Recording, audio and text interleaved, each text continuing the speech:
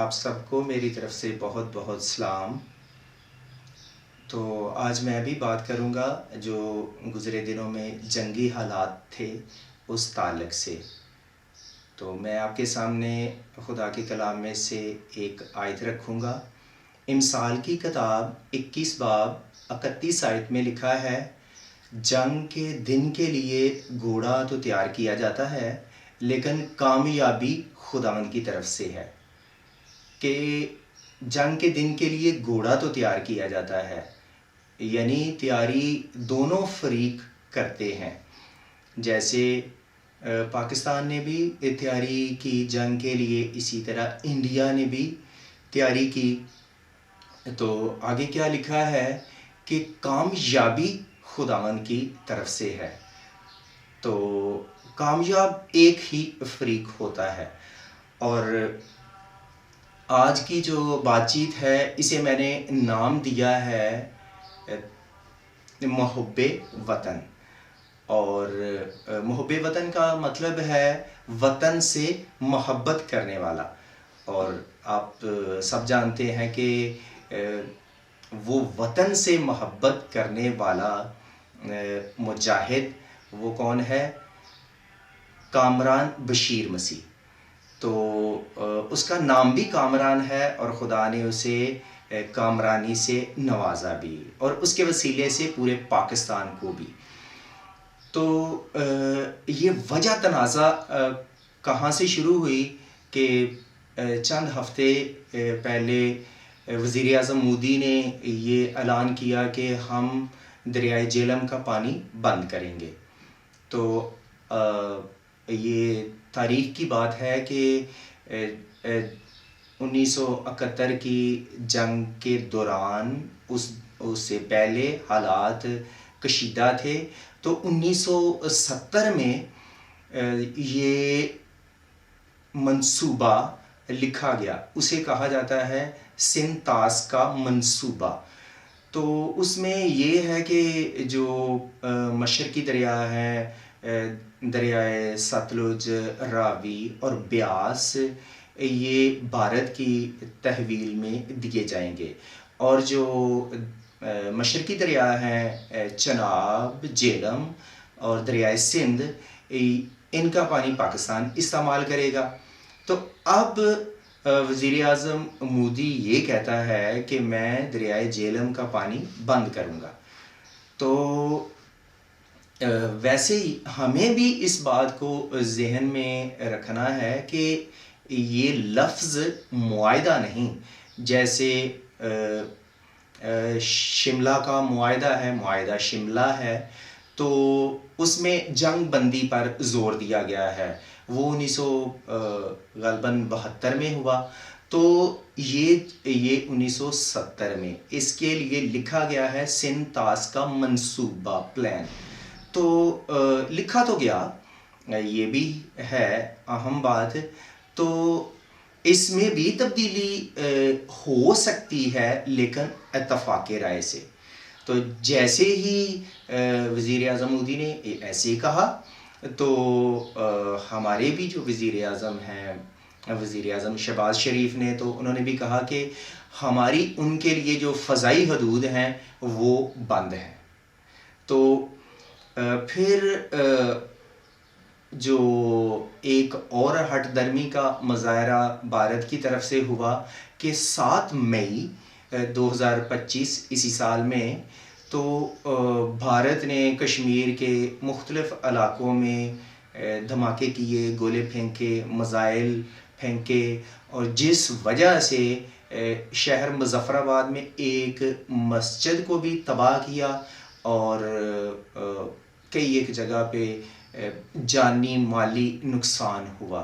تو تقریباً 28 کے قریب جانی نقصان بھی ہوا۔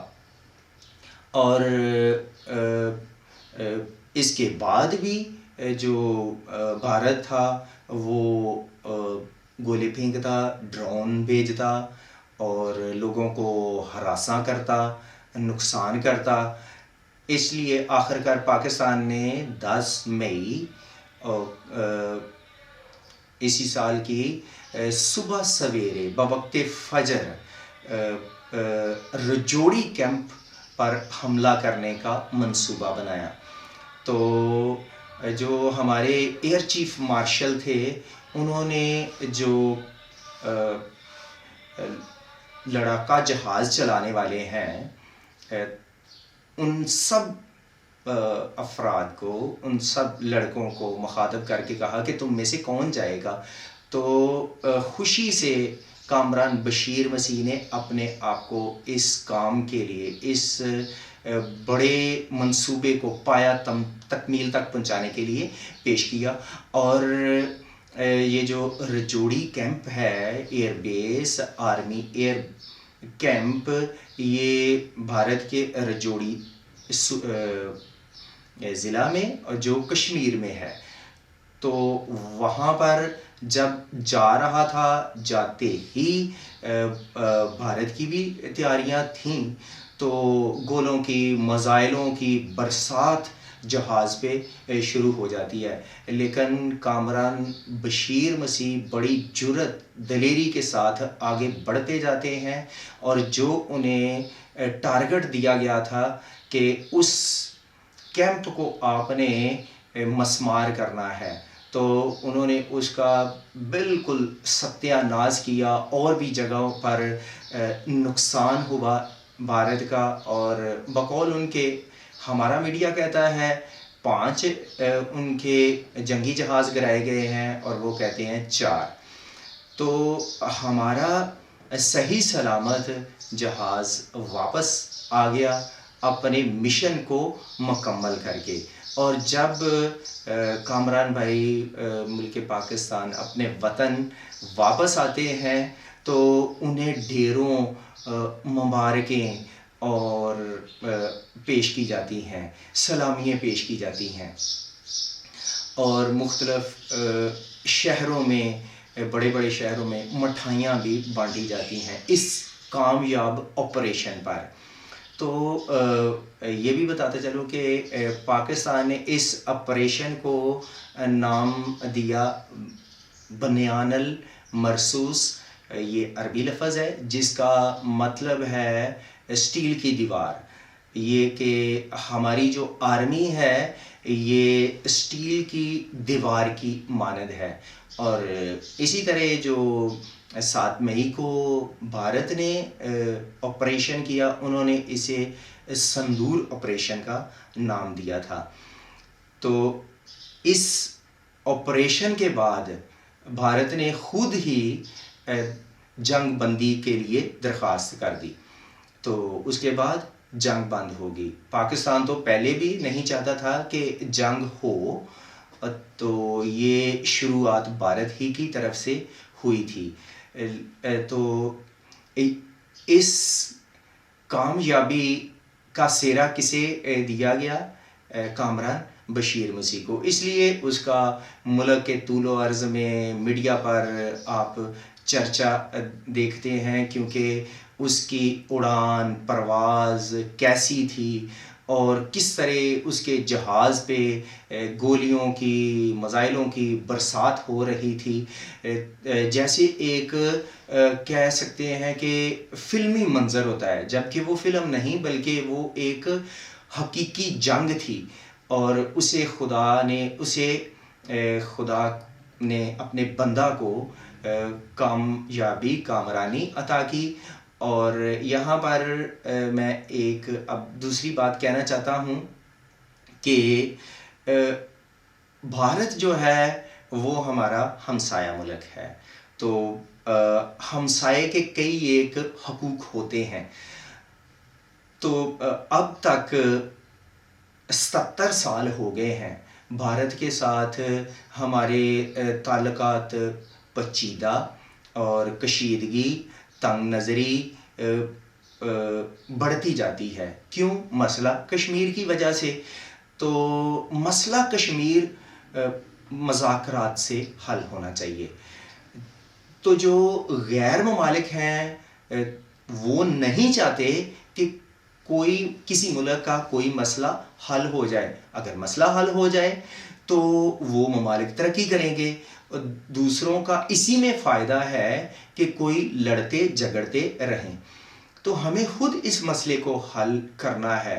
تو ایک رائے ہے کہ جیسے آپ سمجھتے ہیں کہ ایک حد تک بھارت کی فوج موجود ہے، بیٹھی ہے اور ان کا قبضہ ہے، تو میں سمجھتا ہوں جہاں تک ان کی فوج نے قبضہ کر لیا ہے، ہمیں سمجھنا چاہیے کہ وہ وہاں تک وہ قابض ہیں، کشمیر ان کا ہے، اور انہیں بھی اس بات کو ماننا ہے کہ اس سے آگے جہاں پر اکثریت میں آبادی مسلم کی ہے وہ مسلم کا ہے، وہ پاکستان کا حصہ ہے، اور اس طرح ہم اس بڑے مسئلے کو خود ہی بیٹھ کر حل کر سکتے ہیں، اور جب یہ مسئلہ حل ہو جائے گا تو پھر پاکستان اور بھارت کے تعلقات مضبوط ہوں گے، اچھے ہوں گے، دوستانہ تعلقات بن جائیں گے، اور دونوں کی معیشت بھی بحال ہو جائے گی۔ اور اس کے ساتھ یہ بھی ایک میں بات کرنا چاہتا ہوں کہ آپ دیکھتے ہیں کہ یورپ نے ایسے قانون بنایا ہے کہ جنہیں وہ پسند کرتے ہیں، جنہیں وہ مناسب جانتے ہیں، جن ممالک کو، ان سے وہ ویزا فری انٹری انہوں نے رکھا ہوا ہے، ان سب ممالک نے۔ تو چاہے ان سب ممالک کی حدود ہے، بارڈر ہیں، اور وہ وہاں سے آتے جاتے ہیں، تجارت ہوتی ہے، کاروبار کو فروغ ملتا ہے، تو کیا اسی طرح ایشیا میں نہیں ہو سکتا؟ ایشیا میں 48 ممالک ہیں، اور بعض کے ساتھ تو جیسے چائنا، ایران کے ساتھ ہمارے اچھے تعلقات ہیں، تو جن کے ساتھ ہمارے اچھے تعلقات ہیں کم از کم ہمیں ان کے ساتھ ایسی پلاننگ، ایسی پالیسیاں، منصوبے بنانے ہیں، اور دیگر ممالک سے بھی بنانے ہیں کہ جیسے یورپ نے کیا ہے، کیونکہ لوگ ویزے کے لیے مہینہ 2 مہینے لگا دیتے ہیں اور ویزا آخر کار ملتا نہیں، اور کچھ ایسے ایجنٹ مل جاتے ہیں کہ وہ لوگوں کو خراب کرتے ہیں، پیسے لے لیتے ہیں، پاسپورٹ لے لیتے ہیں، لوگ سادہ ہوتے ہیں، لوگوں کو پریشانی اٹھانی پڑتی ہے۔ اس لیے ایسا اگر کیا جائے کہ صرف شناختی کارڈ کے ذریعے ہم دیگر ممالک میں، ایشیا کے ممالک میں جائیں، تو تجارت کو فروغ ملے گا، کاروبار ہوگا، اور ایشیا بھی، پورا بر اعظم ایشیا جو دنیا کا سب سے بڑا بر اعظم ہے رقبے اور آبادی کے لحاظ سے، یہ بھی یورپ کی طرح جلد ترقی کرتا ہوا نظر آئے گا۔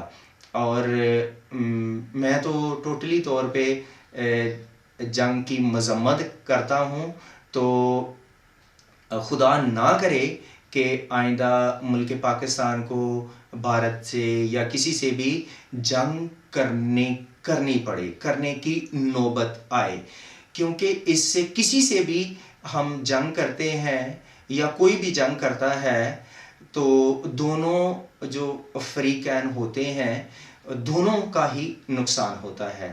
اس لیے جنگ کے بارے میں ہمیں نہیں سوچنا، اور لیکن دفاع کو ہم نے مضبوط کرنا ہے، اور پھر یہ کہ ملک ہمارا ترقی کرے۔ تو ملک ترقی دفاع کی مضبوطی سے بھی ہوتا ہے، اور اس کے ساتھ ساتھ جب تک عدالتیں، کسی ملک کی عدالتیں لوگوں کو انصاف نہیں دیتی تو لوگوں میں ابتری پریشانی ہوتی ہے، اور وہ ملک ترقی نہیں کرتا۔ ہمارے ملک میں یہ کمی دیکھی گئی ہے کہ عدالتیں انصاف نہیں دیتی۔ عدالتوں کو چاہیے کہ یکساں شہریوں کو انصاف دیا جائے، تو ہمارا ملک ترقی کرے گا، جلد ترقی کرے گا۔ اگر کسی کو کوئی بری بات لگی ہو تو اس کی میں معذرت چاہتا ہوں۔